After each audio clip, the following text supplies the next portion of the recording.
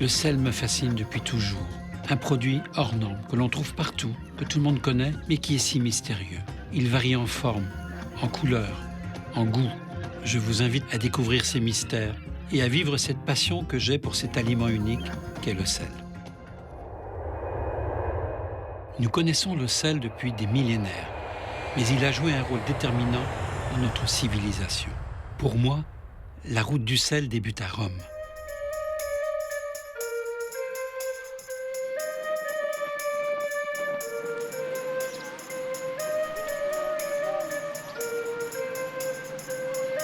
Le Colisée et autres monuments historiques témoignent de l'importance de l'Empire. C'est grâce au sel qui abondait à proximité que Rome a pu dominer le monde.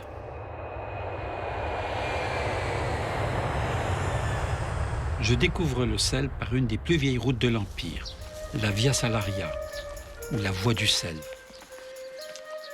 Ostia Antica. Nous sommes à 15 km de Rome, à l'embouchure du Tibre. Derrière moi, la cité romaine témoigne encore de l'importance du sel. Tout part d'ici. Le sel conservateur, mais le sel qui a servi à conquérir le monde. Précisément, les légionnaires romains recevaient du Sénat quelques sesterces qui leur ont permis, par la suite, d'acheter le sel nécessaire à la conservation des aliments. Ces quelques sesterces avaient un nom, salarium. C'est d'ici que part l'étymologie du nom salaire que nous connaissons aujourd'hui. C'est par cette voie salaria qu'on acheminait le sel des salines d'Ostia jusqu'au Sénat romain.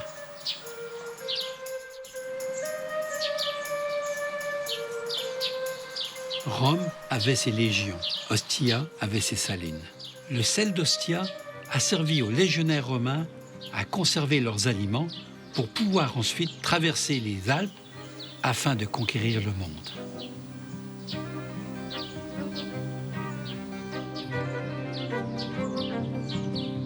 Ça a fait la richesse d'Ostia Antica, mais aussi la grandeur de l'Empire.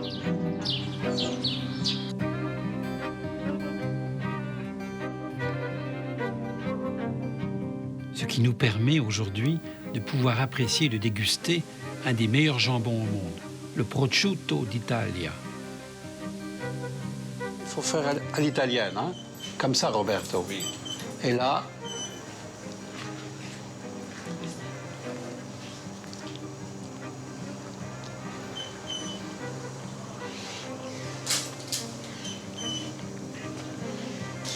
la part des anges.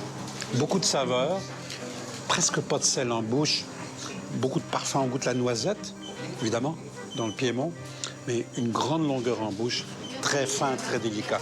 Peut-on imaginer l'Italie sans Parmigiano Reggiano? Il est impossible à ce jour de découvrir les salines authentiques d'Ostia Antica puisqu'elles sont recouvertes par l'aéroport de Rome. Mais à quelques encablures, il est possible de découvrir des salines authentiques dans l'île de Noirmoutier, en Vendée.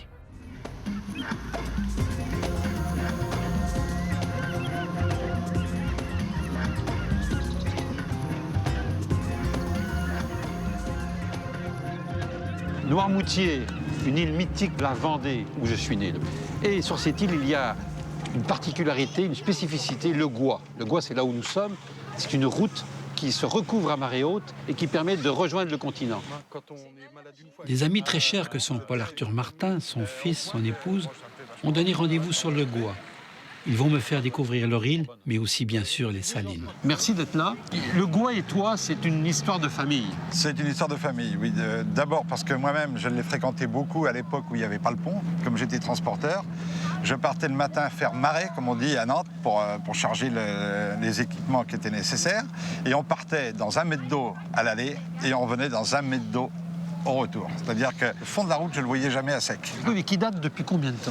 Ça date de la Révolution. Le premier qui a emprunté cette route, c'est Charette, pendant les guerres de Vendée.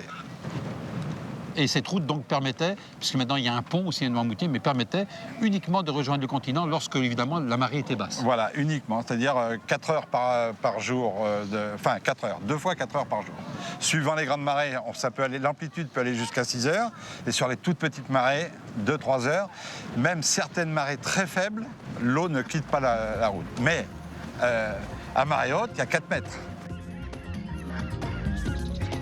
4 mètres de mer qui en ont déjà surpris plusieurs. Et pour cette raison, on retrouve sur le Gois des balises ou des piquets qui permettent aux imprudents de s'abriter durant le temps de la marée.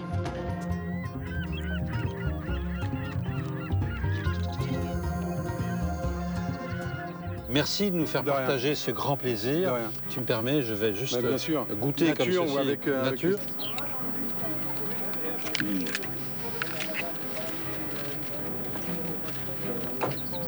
Ça, c'est le bonheur. Hein. Ouais. À cette heure-là, c'est Le bonheur total. un croque ça. Mieux que ça, en plus. Ah, ça va être extraordinaire. Tu sens, ça chante évidemment. mieux que ça, il n'y a cuit. pas. C'est bon, ça Il n'y a pas mieux que ça. C'est Thierry est propriétaire d'un des meilleurs restaurants de l'île de Noirmoutier. Grâce à lui, nous allons pouvoir rencontrer un des meilleurs sauniers. moi et mon équipe, on accueille les gens. Et ensuite, effectivement, on prend plaisir à leur vendre, parce que ça reste un restaurant, effectivement, mais on est là pour les conseiller aussi sur notre carte, que ce soit sur les poissons, les différents poissons qu'on propose, et puis effectivement toute la carte qui est... Les crustacés, les mollusques, tout ce qu'on trouve ici. C'est-à-dire la pomme de terre nouvelle. Je t'arrête Et- d'ailleurs, je te dis tout de suite, j'ai Ouais. une petite surprise pour toi Bon, tout c'est à l'heure cool. en cuisine. Je vais te faire, je vais essayer de te faire une recette que je vais créer comme ça, juste par goût. Il est vraiment temps de penser à traverser le Gois, car la marée va monter. Et moi, pour ma part, je ne tiens pas à passer le reste du temps en haut d'un poteau. C'est avec émotion que je traverse le Gois. Ce Gois qui me rappelle des souvenirs d'enfance. Lorsqu'avec mes parents, il m'arrivait de venir fréquemment dans cette île de pommes de terre, cette île de sel, et puis de redécouvrir la Vendée profonde, la Vendée de mon enfance, la Vendée de toujours. Et tu te rends compte le peu d'eau, hein. Il y a combien d'eau là? 30 cm même pas? Hein? Combien de centimètres d'eau? Bah là, il y a Il y a à peine 2 cm. Un. Il y a à peine 2, hein. Hein, Jean-Pierre? Et le fond, c'est donc de l'argile. Ok. Et pas des dénivelés successifs. Alors entre l'entrée du marais et le fond du carré, on a à peu près 10 cm de dénivelé quand l'eau a fait tout le tour du marais salant. Et plus on s'approche de l'œillet, moins on met épais d'eau. Et comme je vous ai montré, là on a 1 cm d'eau, mais encore c'est parce qu'il a plu. Sinon, sur le cœur de l'œillet, le plus haut, là, on va avoir 5 mm. Et toute l'astuce pour arriver à faire du sel, pour que ça cristallise, c'est d'avoir juste l'eau qu'il faut, quoi. Si on met trop d'eau, on ne fait pas de sel. Si on n'a pas d'eau, on ne fait pas de sel non plus. Et alors, l'eau de mer, quand elle arrive, est à 50 grammes par litre. 50 grammes par litre. Et Donc à 50 grammes de sel par litre quand elle arrive. Oui. Et le but du jeu, c'est d'arriver à la faire monter 250 à 300 grammes par litre, donc quand elle arrive dans le carré. Et là, avec cristallisé, et la fleur de sel va se former à la surface de l'eau, sous l'effet du vent, comme ce soir. Et le sel gris, donc c'est le mélange en fait de la glaise en fait, appelons ça comme ça, non? C'est pas ça? Le sel gris, c'est que le paludier a la main un petit peu trop lourde et a récolté son sel forcément sur un fond qui est en argile. Hein. C'est de l'argile, oui. C'est ni du carrelage, ni du plastique, ni du synthétique, donc c'est de l'argile. Donc si on a la main trop lourde, on sort du sel gris. Donc le sel très blanc, c'est vraiment le paludier qui a la main très légère. Donc souvent, ce que les gens pensent, et peut-être à défaut, et vous me le prouvez, le sel gris, c'est presque une erreur en quelque sorte. C'est un mauvais travail du paludier. Un peu, oui, un peu. Et le sel, on ne peut pas l'avoir toute l'année, ça dure durant la période chaude, donc la période estivale.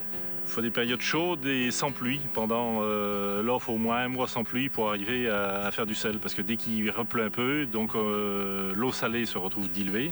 Et donc, il faut que le processus se remette en route après. Autre question, au fond des salines, on voit de l'argile. Pourquoi l'argile? Parce que l'argile est étanche et en plus, avec l'effet du soleil, ça permet à l'eau de chauffer, quoi. Et évite les remontées aussi d'eau douce qu'il pourrait y avoir par en dessous d'eau saumâtre. Donc ça s'évapore beaucoup plus vite. Oui. Et en plus, c'est très résistante. Donc un fond d'œillet comme ça, à plus d'un demi-siècle, sans avoir été touché, quoi. Si le paludier a été correct avec son On a un marais. plaisir à toucher quand tu touches ça comme ça. Là. C'est l'heure du marais. Quand elle est sèche après, Hein quand les terrains d'étrier, c'est pareil. Là, elle est vu pas encore comment assez c'est sèche. On dirait Ah non, qu'elle là, est- c'est juste égoutter, ça. Ah, ça, c'est juste égoutté. Ça, c'est juste Quand même, égoutter. elle est fine, déjà. Là, tu touches Ah oui, ça, mais là, si on la mettait en... On peut pas la mettre en sac comme ça. Les parce que- cristaux comme ça, là. Ah oui, la première de l'année, ça. Hein. Oui, oui, oui. Exceptionnel. Quand je vois ça comme ça au soleil, tu regardes ça, ça fait des cristaux comme ça. Non, Mais pour vous, c'est ce qu'on pourrait dire, c'est l'or blanc quand même. Ah oui, Faut quand même le dire, c'est la crème du sel, c'est le caviar du sel. Et dans le marais salant, donc le gros sel, c'est quand même le gros sel, la production principale du marais. Mais la fleur, c'est vraiment quelque chose de plus. Le plus fascinant, bon, c'est le produit, mais qui produit ça? C'est la nature, quoi. Fleur de sel, on la récupère juste certains jours pendant l'année, une conjonction du soleil, du vent. On ramasse cette croûte qui se forme le plus tardivement le soir sur l'eau. En fin de soirée, oui.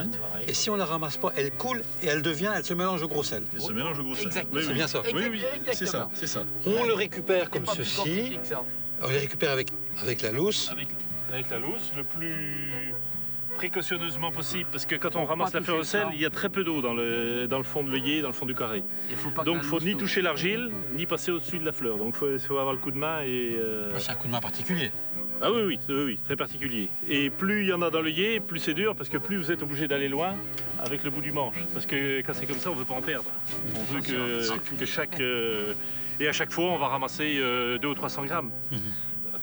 Par l'eau, que je mets dans ma caisse, que je mets à égoutter, et puis que je fais sécher après le lendemain au soleil. Mais ce qui est drôle, Jean-Pierre, c'est quand Noël raconte, par exemple, qu'il y a 30 ans, on ne la ramassait pas. Ah, même il y a 20 ans. Il y a 20 ans. Il n'y avait pas la vente. Mais on connaissait le pourtant. vend maintenant, mais Et quand... incroyable. Et je vais vous raconter, il va pas vous dire que c'est pas vrai. Quand j'ai repris le marais, j'ai dit moi ce que je veux c'est faire de la fleur de sel. Le sel ça m'intéresse pas spécialement, mais j'avais envie de faire de la fleur de sel. Mais tu pourras pas faire que de la fleur de sel, c'est pas possible. Je dis, on verra bien. Il faut comprendre. Le marais salant il y est pour beaucoup, quand même. Parce que moi qui fais donc, les 2 rangs dans ce marais salant, un rang dans l'autre marais salant. L'autre, j'essaye de le régler de la même manière. Je fais moitié moins de fleur de sel dans l'autre marais que dans celui-là. Donc c'est quand même, ça vient du marais salant. Et de l'exposition probablement. Ils sont exposés pareil, ils sont parallèles. Par contre, les surfaces de chauffe sont différentes. Donc, par contre, c'est un marais pour faire du sel, c'est un marais qui est un peu feignant. Pour arriver à faire du gros sel, il faut un peu le forcer, quoi. Que contrairement à l'autre qui lui fait du sel vraiment tout seul. Jean-Pierre est descendu sur les bords de la Saline pour nous récolter la salicorne, ce cornichon de mer dont je vais me servir et je l'espère surprendre Thierry. Ouais. C'est quand même assez particulier. Oui, on a osé, hein. Au bord des Salines, Faut le reconnaître. faire un trou dans la terre, de le sable, Jean-Pierre, dans la terre de et de ses Jean-Pierre ancêtres. et de Noël, hein, quand même. Et là, on met du charbon de bois, qu'on allume avec du sarment. Voilà. Quand le charbon de bois est bien chaud, là, il va se passer quelque chose parce que ce qu'on fait là, c'est assez unique. C'est un bar de ligne, C'est un peu à l'africaine, à Noirmoutier. un peu à l'africain. Alors, montre-nous ce beau bar là, que tu as, parce qu'il est quand même assez magnifique.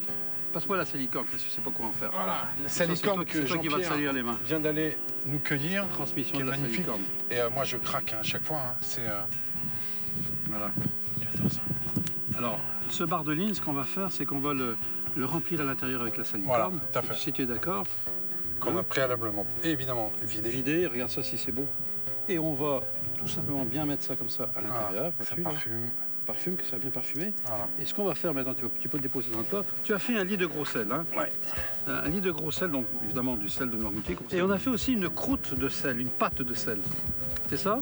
Exactement. Avec Avec alors un sel un peu particulier, qui est un sel d'algues de profondeur. Voilà. Qui lui ne vient pas de Noirmoutier, pour l'originalité, je m'excuse Jean-Pierre, mais qui vient effectivement de l'océan Indien, de Madagascar.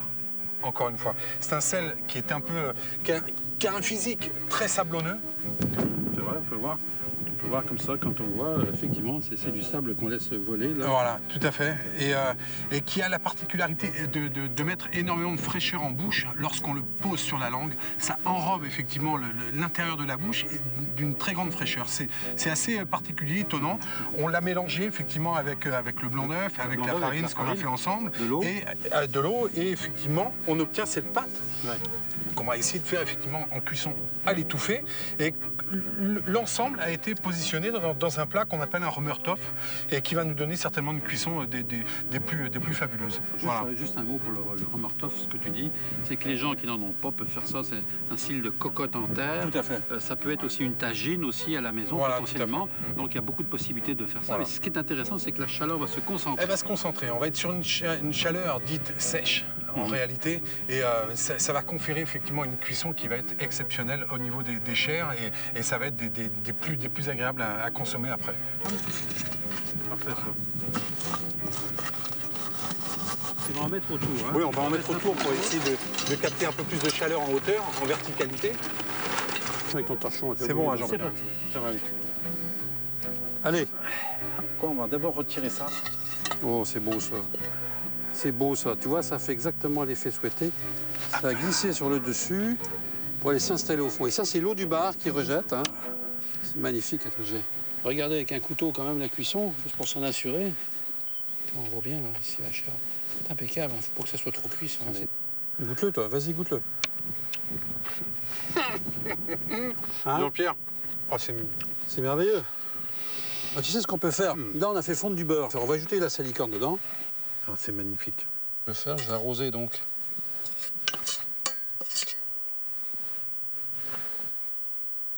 Attention, c'est chaud. Tiens, allez, vas-y. Oh là là là, c'est merveilleux. C'est grandiose, hein? Ça rend heureux, quoi. Merci à tous les deux, vraiment. Merci beaucoup. Quel plaisir on a d'être à Noirmoutier. C'était un grand moment, une grande journée pour nous. Merci. Vraiment.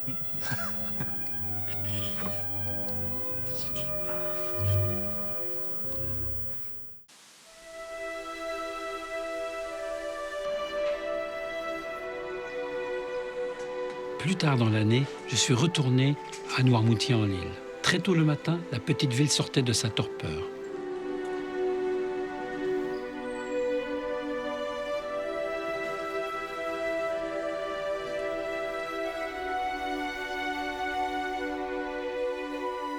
Je voulais voir les résultats de la récolte, alors que le vent, le soleil, les sauniers avaient fait leur travail.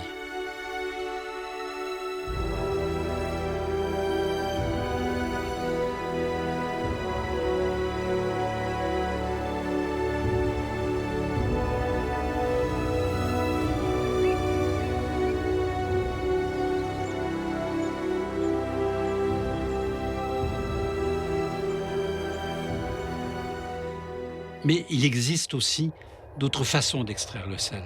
Parfois, il s'agit de gisements profondément enfouis sous terre. Là aussi, le sel a servi à bâtir des empires. Rendez-vous à Salzbourg, en Autriche. Sa citadelle fortifiée a résisté aux troupes bavaroises dont le territoire est à peine quelques kilomètres de là. Le château a surtout servi à protéger l'immense fortune des princes-évêques, qui leur a permis de bâtir des merveilles architecturales.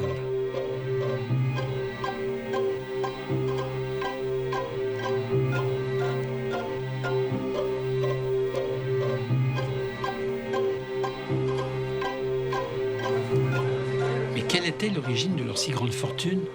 Le sel. Aujourd'hui, les touristes affluent et les commerces rivalisent dans l'art des enseignes baroques. Même le géant américain a dû s'y plier.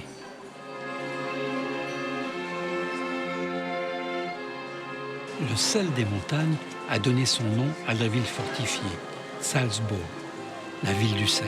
Il lui a surtout donné un pouvoir démesuré sur toute la région, et bien plus tard sur toute l'Europe. Il lui reste aujourd'hui toutes ces merveilles. Et parmi ces merveilles, un festival de musique unique et tellement apprécié dans le monde, le festival de Salzbourg.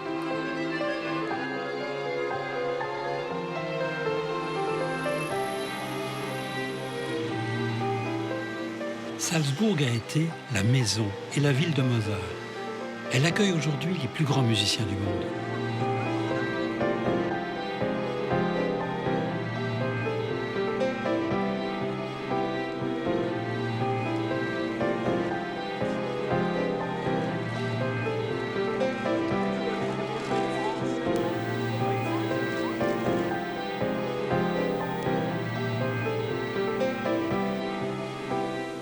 Le château domine la vallée et en impose encore aujourd'hui. Il était la demeure des maîtres de Salzbourg, enrichi par l'extraction et le commerce du sel.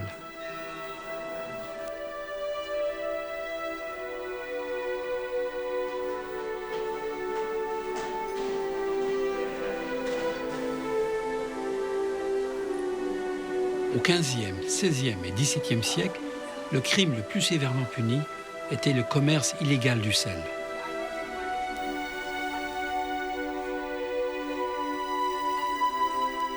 C'est au cœur de ces montagnes que Salzbourg a trouvé sa fortune. Et la rivière Salzach nous y emmène à quelques pas du centre-ville.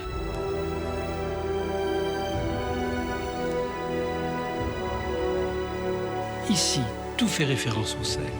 Salz, en allemand. Les mines ne servent plus aujourd'hui à leur fonction millénaire. Les gisements se sont finalement épuisés.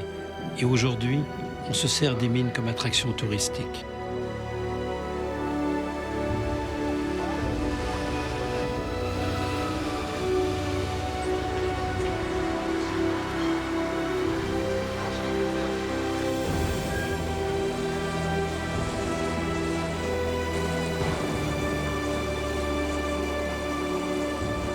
On y accède avec un petit train, le même train qui transportait jadis les mineurs dans ces mines, jusqu'aux galeries qu'il faut traverser à pied, qui nous emmènent ensuite au glissoir que les mineurs empruntaient.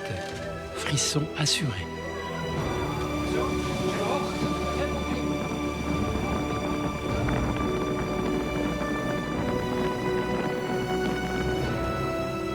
La mine abrite aussi une impressionnante collection d'objets d'art qui retrace son histoire. Le clou de la visite demeure sans aucun doute celle du lac Salé, dont on extrayait le sel qui a fait la fortune de Salzbourg.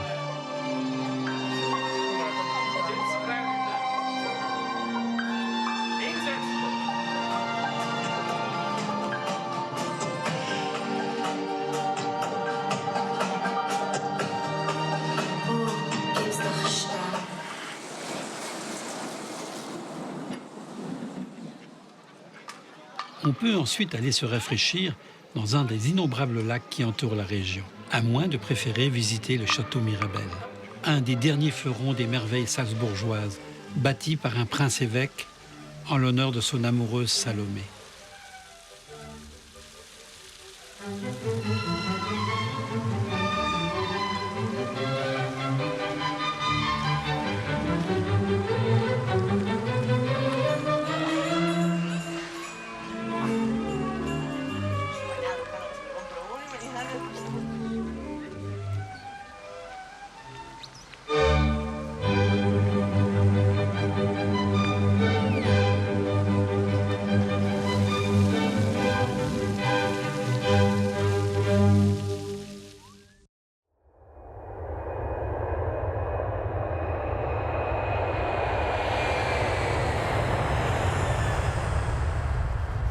Les mines de Salzbourg se sont taries.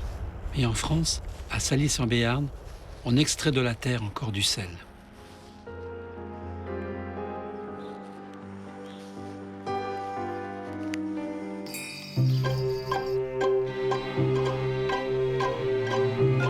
Ici, c'est un cours d'eau souterrain, bien plus chargé de sel que l'eau de l'océan. On doit sa découverte il y a plus de 1000 ans à un simple sanglier. Blessé par des chasseurs, ces derniers ont perdu sa trace, avant de trouver parfaitement conservé son cadavre plusieurs semaines plus tard, à moitié immergé dans un ruisseau sorti du roc. Les chasseurs ayant trouvé l'eau très salée ont déduit par la suite que c'est cette eau qui avait permis la conservation de la bête. Encore aujourd'hui, Saliès-en-Béarn rend grâce au sanglier qui a fait sa richesse.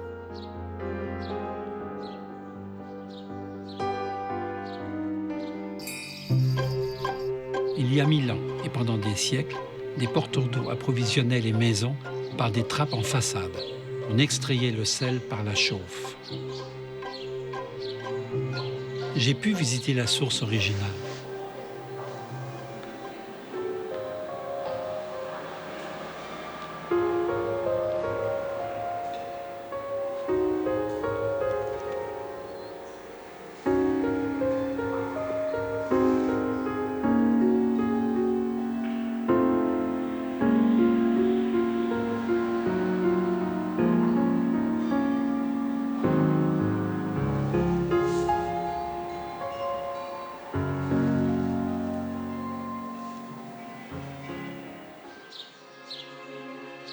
Le sel a enrichi les rois de France, mais a aussi enrichi les bourgeois de la ville. La plupart des maisons datant du XVe siècle témoignent de la richesse de l'époque. Les habitants jouissaient de prérogatives royales qui étaient alors transmises de génération en génération. En parcourant ces ruelles le long de façades fleuries, on ne peut soupçonner les drames qui pouvaient s'y jouer, car la richesse des uns attirait l'envie des autres et le roi était gourmand.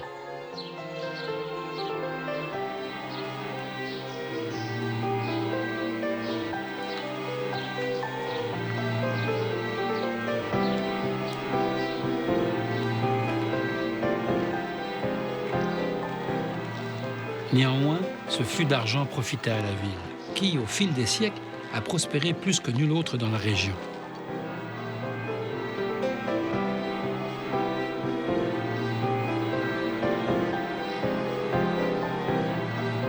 Devenu un centre de villégiature très couru au 19e et 20e siècle, les thermes sont encore aujourd'hui des bâtiments imposants. Et le grand hôtel devenu casino est aujourd'hui un témoin éloquent de la richesse locale.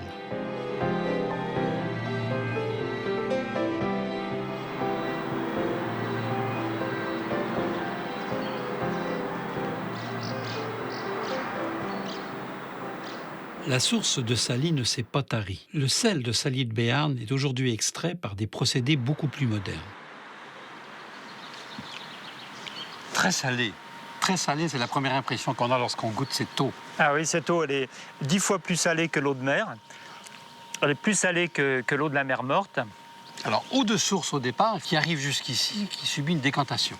Voilà, c'est une eau qui est prélevée à 200, 300 mètres de profondeur. Et on voit le sel qui se forme. Là, vous voyez, il y a un peu de gros sel, une petite croûte de gros sel autour de la poêle. Et puis, en surface, eh bien, avec la première évaporation, il y a de la fleur de sel qui se forme en surface. C'est un sel dont le grain va se former lentement. Et cette eau a une composition chimique particulière. Elle est très riche en oligoéléments. Une fois qu'on a enlevé le sel de ce bassin, l'eau qu'on appelle l'eau mer, c'est un concentré d'eau thermale qui est utilisé à Salis de Béarn pour le fonctionnement des thermes. Procédé ancien qui remonte presque au Moyen-Âge, on pourrait dire. Voilà, donc cette évaporation, ces poêles à sel, elles étaient comme ici. L'eau était évaporée avec un chauffage par bois. Et progressivement, eh bien, aujourd'hui, on est passé à un chauffage électrique de ces poêles. Ça, c'est un sel qui est prélevé en profondeur, au pied des Pyrénées, avec une eau qui est très très pure. C'est un vrai sel biologique. Il n'y a aucun ajout d'additifs, de produits chimiques, ni avant ni après. Voilà, donc on voit ce sel magnifique là, qui vient d'être pêché, avec ces cristaux très très blancs. C'est un massage de sel, un massage au sel, hein, c'est vrai? Ouais, c'est bon, très bon pour la santé, pour la peau, les articulations. C'est ludique, hein, c'est ludique le sel. Et c'est beau comme ça. Et la blancheur aussi. La blancheur de ce sel, c'est impressionnant. Naturellement blanc.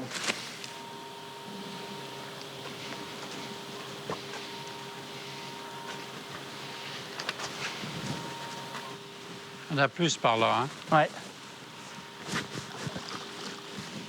Ça a brassé l'eau. Ah, on voit bien dedans, là. Il y en a pas mal, là. Il n'y en a pas beaucoup. Alors là elle est très... on va en prendre, vous allez vous brûler. On va en prendre tout à l'heure rouge. Alors on voit la différence, évidemment, oui. Beaucoup plus léger. Il y en a qui l'appellent le pétale de sel. La fleur, le pétale, c'est... Je vais goûter, Georges. Ouais.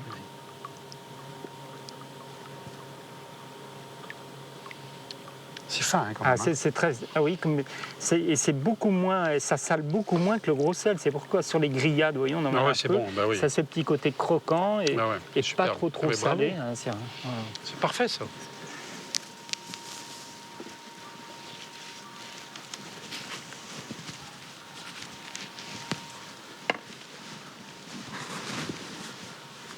L'or blanc du sel, la fleur de sel. Et le gros sel, il a un avantage. Pourquoi est-ce qu'on sale les jambons avec du gros sel? Parce que le grain de sel fond progressivement dans le temps. C'est pour ça qu'on ne scelle pas, par exemple, avec du sel fin. Oui. Parce que le sel fin, il brûlerait le jambon en surface. L'intérêt du gros sel, c'est qu'il diffuse son sel petit à petit dans le jambon pendant les 12-15 jours de salage du jambon de Bayonne.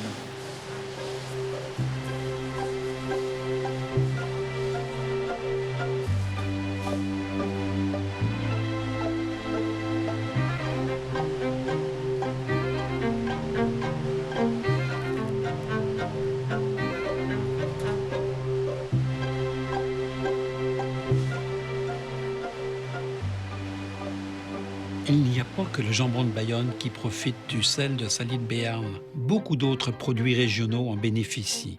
Et c'est ce qui a fait de Bayonne la capitale des Pyrénées.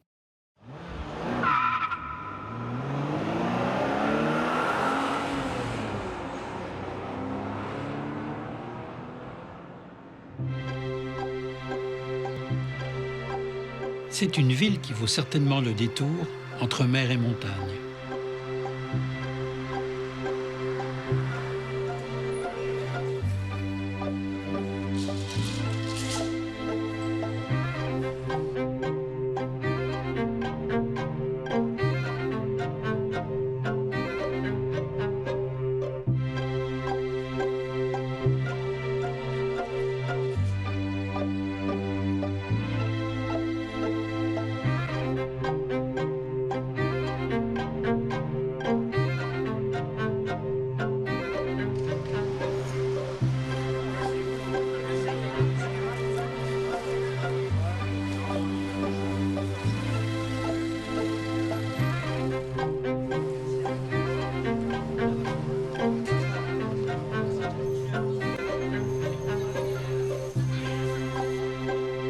Je me suis perdu dans son marché public avec tant de goûts et de parfums à découvrir.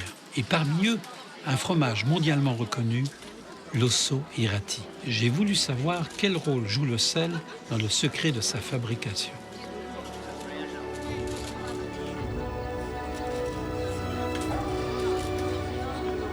On est dans les Pyrénées-Atlantiques, 100 km de la mer et à 50 km de l'Espagne.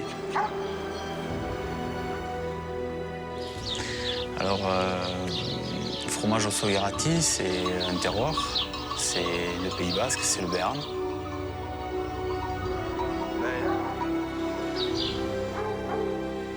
Et des éleveurs fermiers qui produisent le fromage sur exploitation avec le lait du troupeau de l'exploitation.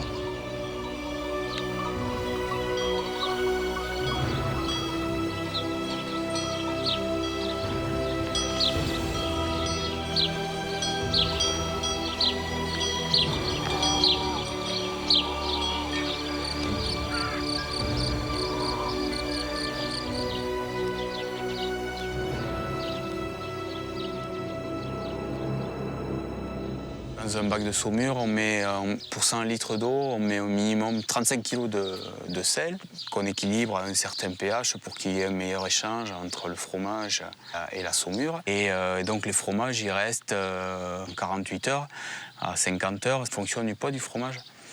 Et donc cette saumure va permettre au fromage d'abord de se conserver et ensuite de libérer ses arômes et ses goûts, quoi. Le fromage va être régulièrement frotté avec de l'eau de saumure. Mais sans sel, l'Osso Irati ne serait pas ce qui est. Je ne sais pas si on peut faire du fromage sans sel. On ferait probablement autre chose. Alors, l'Osso Irati fermier, de l'exploitation familiale, le vôtre. Voilà. Donc ça, c'est un fromage qui a été fabriqué en décembre. Et donc, il y a plus de 6 mois d'affinage. Donc, on voit la partie de la croûte quand même, voilà. assez fine, hein, on peut dire, on peut délimiter quand même, avec une belle fleur sur le dessus. Voilà. Et là, on a une texture un peu légèrement trouée, avec de tout petits trous, crème, couleur crème. C'est les bonnes caractéristiques de là-haut, c'est ça, en partant. Oui, c'est un fromage, c'est une couleur qui est recherchée, une structure de pâte qu'on cherche assez souple, surtout en Béarn, plus que sur le Pays Basque, on cherche les fromages plus secs. Alors je goûte.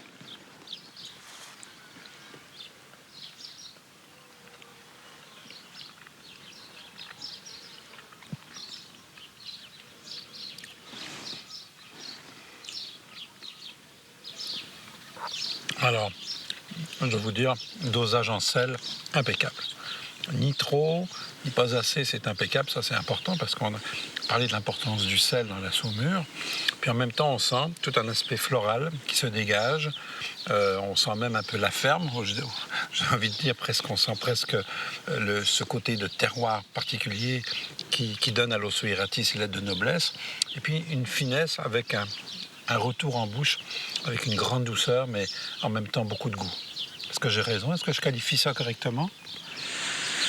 Mais si vous trouvez tout ça dans mon fromage, moi, ça me va très bien. Merci, c'est merveilleux. Merci beaucoup.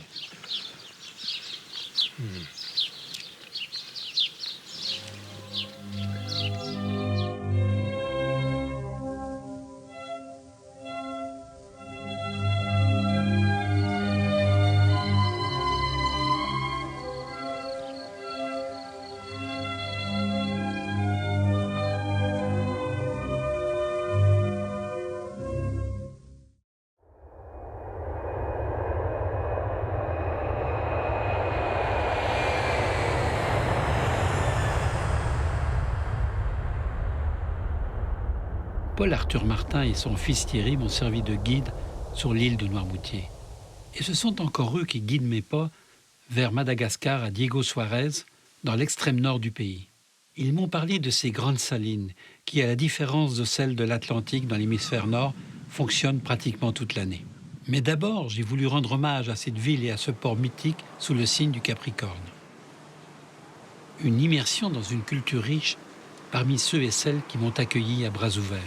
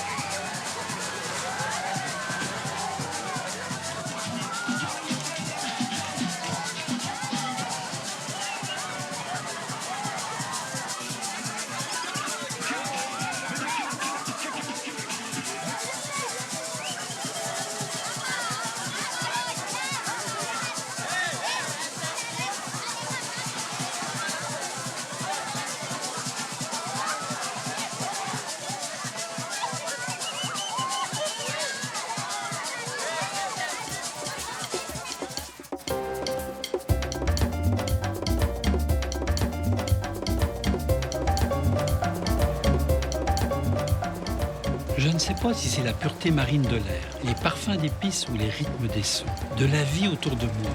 Il y a quelque chose dans la lumière de cette ville, du mouvement des gens et de la danse incessante des 4L et des mini-taxis jaunes. Il y a quelque chose de captivant qui donne envie d'y retourner.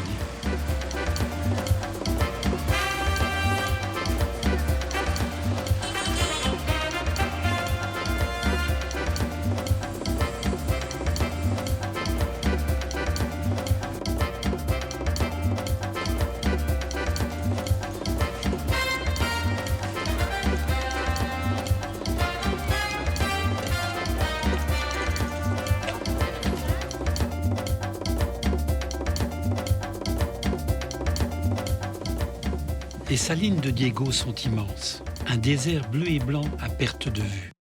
D'ici, on extrait un sel marin très pur, et les sauniers locaux ont bien voulu me dévoiler leur procédé.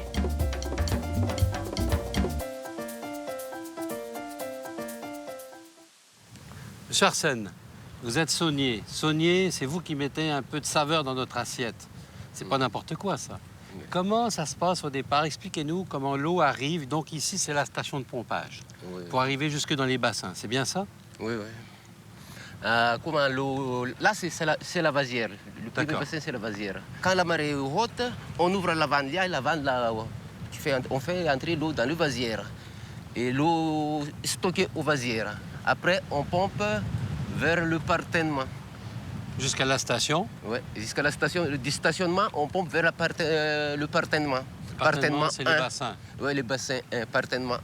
C'est-à-dire bassin d'évaporation. D'accord. Alors, c'est des bassins qui sont faits comment? Qu'est-ce qu'il y a au fond? Est-ce que c'est de la terre glaise? On a déjà vu. Comment ça se passe? Ça ne peut pas être du sable, parce qu'autrement, l'eau partirait. Qu'est-ce qui fait que l'eau, elle reste? Non, ça, c'est quoi? C'est la terre naturelle. C'est la vase. C'est uniquement des vases. Donc, c'est de la vase. Oui, c'est de la vase en bas. Et l'eau va rester donc, dans les bassins. Dans les bassins. Et ces bassins sont profonds de combien? C'est quoi la profondeur des bassins? Profondeur, normalement, on a réglé le volume de chaque bassin à, en moyenne 25 cm. 25 cm. Ouais. Donc là, il va y avoir une évaporation. Donc petit à petit, c'est ça, les bassins d'évaporation. Ouais. Donc vous ajoutez pas d'eau, l'eau va diminuer et le sel va se former. Non, c'est les circuits fermés, circuits continus. Hein. Il y a tout le temps de l'eau. Oui, tout le temps de l'eau. Alors vous ramassez le sel. Vous savez, le partennement, il y a beaucoup de 8 circuits. Et chaque circuit se termine par un collecteur. Le collecteur, c'est ce qu'on a vu là. Et le collecteur se termine aux stations pompage aussi. D'accord. Ouais. Donc l'eau arrive dans les bassins, il y a de l'eau qui coule en permanence, et là le sel va commencer à se former en surface sur le dessus. Après, quand on a le degré, la densité voulue, on pompe après vers le partennement 2. La densité qui est combien? En moyenne, 17 degrés baumés. Et alors, partennement 2, qu'est-ce qui se passe? Comment on fonctionne par la suite? Quand la densité arrive à 25 degrés baumés, on pompe directement vers le réservoir. Et le réservoir, c'est dans le réservoir qui distribue au cristallisoire. Le cristallisoire, c'est la pièce où on fait déposer les sels. Alors on va voir? On y va? Allez, allons-y.